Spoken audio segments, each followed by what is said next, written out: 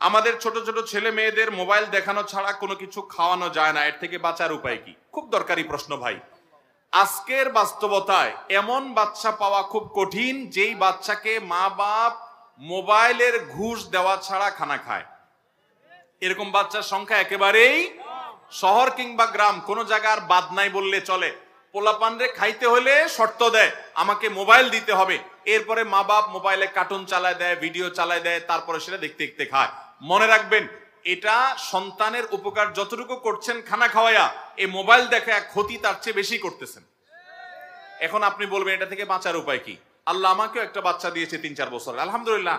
আমার বাচ্চাকে আমি মোবাইল দেখা খাওয়াই না সচরাচর। আপনি বলবেন যে তাহলে কিভাবে এটা করবেন? ভাইরা আমার, প্রথম কথা হলো বাপমা নিজে অযথা মোবাইল টিপাটিপি করা, মোবাইল ঘাটাঘাটি করা, মোবাইলের নেশায় বুঁদ হয়ে থাকা থেকে আগে বেরিয়ে আসতে হবে, তাহলে বাচ্চাকে বাঁচানো সহজ হবে।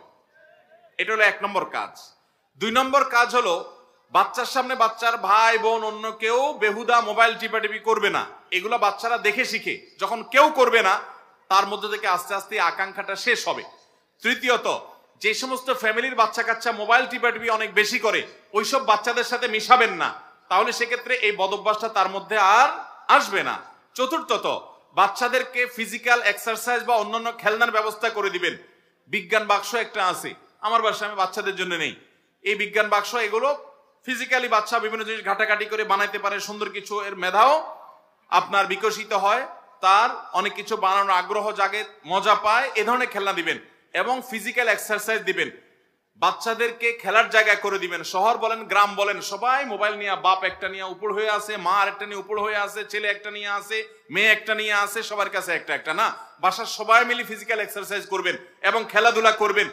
যখন যে খেলাধুলা করার সুযোগ আছে সেটা করবেন, তখন বাচ্চারা এগুলো থেকে দূরে সরে আসবে।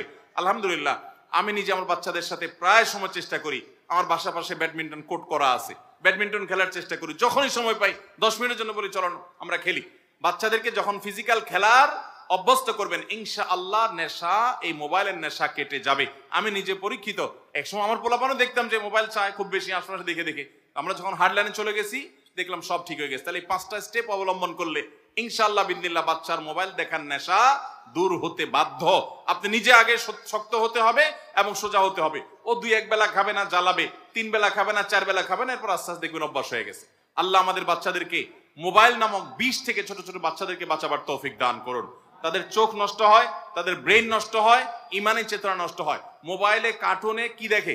কার্টুনে সারাদিন দেখে মারামারি, ঠুস ঠুস, কাটাকাটি, এগুলো ছাড়া কিচ্ছু না। এগুলো দেখে দেখে পোলাপান আদা পাগল হয়। দেখবেন যে এখনকার পোলাপান যে আদা পাগলামি করে, ক্রেজি ভাব নেয়, আমরা ছোটবেলা বাচ্চাদেরকে এত পাগলামি করতে দেখতাম না। এখন দেখবেন যে নিজের বাপের দিকে পাও মারে, মায়ের দিকে ঘুষি মারে। কোন একটা বাপের সাথে আঙ্কেল বেড়াইতে আসছে তো তার এরকম আঙ্গুল দিয়ে ঠুস করে, কারণ সারাদিন সে দেখে এগুলা। এবং পোলাপান দেখবেন এত বদমেজাজি। এখনকার যত বাচ্চা আছে, আমরা ছোটবেলায় বহু বাচ্চা দেখছি যে শান্ত মেজাজের, 2-1টা আছে রাগী, কিন্তু এখন মাশাআল্লাহ 100টা বাচ্চা থাকলে কোন এলাকা ওই 100টাই বদমেজাজ। আবার বাপ মা খুব গর্ব করে বলে আমার বাচ্চাটা অনেক রাগী, মনে করে সব গর্ব করে। তার বাচ্চাটা অসুস্থ, কারণ ও মোবাইলে মারামারি, কাটাকাটি, এগুলা দেখতে দেখতে, উথামথাম দেখতে দেখতে ওর মানসিকতা সেরকম তৈরি হয়েছে। আল্লাহর ওয়াস্তে মোবাইলের বিষ থেকে বাচ্চাদেরকে বাঁচাবার জন্য চেষ্টা করবেন তো ইনশাআল্লাহ। এই 5টা স্টেপ আপনি অবলম্বন করেন, সহজ হবে। নিজেরা মোবাইল ঘাটবেন না, ভাই বোন অন্যদেরকে মোবাইল ঘাটতে তাকে যেন না দেখে সেই ব্যবস্থা করবেন। অন্য ফ্যামিলি বাচ্চা কাচ্চা মোবাইলের নেশা বুধ হয়, ওগুলোর সাথে বেশি মিশতে দিবেন না। তাকে এমন খেলনা দিবেন যেগুলাতে সে নিজের সময়টা কাটাতে পারে, এবং তাকে গল্প করবেন, তার সাথে সময় দিবেন। এবং ফিজিক্যাল খেলাধুলার জন্য বাচ্চাদেরকে সাথে নিয়ে মা বাপ, বড় ভাই বোন সময় দিবেন। ইনশাআল্লাহ দেখবেন মোবাইলের নেশা তাদের থেকে কেটে যাবে। আল্লাহ আমাদেরকে তৌফিক দান করুন।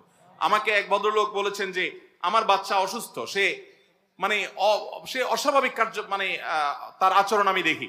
আমি বলেছি মোবাইল থেকে তাকে দূরে সরায় দেন, কিছুদিন কষ্ট হবে, এরপরে ঠিক হয়ে যাবে। আলহামদুলিল্লাহ, এরপরে ওই ভদ্রলোক আমাকে এসে বলেছেন যে বাচ্চা এখন আর অসুবিধা হয় না। অনেক বাচ্চা রাতে ঘুমের মধ্যে ভয় পায়, লাফ দিয়ে উঠে, কান্নাকাটি করে, ওই যে মোবাইলের ভিতরে বিদগুটে জিনিস দেখে, এগুলো সে স্বপ্নে দেখে এবং তার অসুবিধা হয়। আল্লাহ তাআলা আমাদের বাচ্চাদের ধ্বংসাত্মক এই বিষয়গুলো থেকে বেঁচে থাকার তৌফিক দান করুন। আমরা বাচ্চাদেরকে বাঁচানোর চেষ্টা করবো তো ইনশাআল্লাহ। জাযাকুমুল্লাহ খাইর। একজন মহিলা কতজন বা কার সামনে যাওয়া জায়েজ আছে একটু বলবেন? একজন মহিলা তার মাহরাম যারা আছেন তাদের সামনে যেতে পারেন। যেমন একজন নারী, তিনি তার বাবা, তার ভাই, তিনি তার শ্বশুর, তার স্বামী, তার আপন চাচা তাদের সামনে যেতে পারবেন, তার সন্তানের সামনে যেতে পারবেন, যারা তার মাহরাম, যাদের সাথে বিবাহ বন্ধনে আবদ্ধ হওয়া যায় তাদের সামনে যেতে পারবেন। এছাড়া বাকি যারা আছে যেমন খালুর সামনে যেতে পারবেন না, ফুফার সামনে যেতে পারবেন না, তবে মামুর সামনে যেতে পারবেন, যেহেতু মামুর ব্লাড আর তার মায়ের ব্লাড একই, রক্ত সম্পর্কীয়, সরাসরি যাদের শরীরে যাদের সাথে তার রক্তের কানেকশন আছে, এরকম মাহরামদের সাথে দেখা দিতে পারবেন।